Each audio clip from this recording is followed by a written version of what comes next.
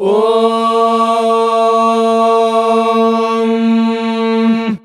न कर्मणा न प्रजया धनेन त्यागेनैके अमृतत्वमानशुः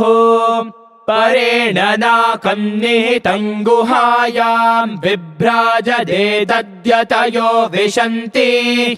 वेदान्तविज्ञानशुनिश्चितार्था संन्यासयोगाद्यतयः शुद्धसत्त्वाः ते ब्रह्मलोके तु परान्तकाले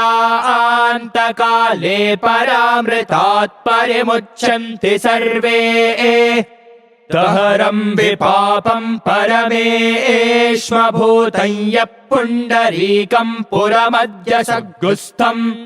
तत्रापि दहरं गगनं विशोकस्तस्मिन् यदन्तस्तदुपासितव्यम् यो वेदादौ स्वरः प्रोक्तो वेदान्ते च प्रतिष्ठितः तस्य प्रकृतिरीनस्य यः परः स महेश्वरः ॐ शान्तिः शान्तिः शान्तिः।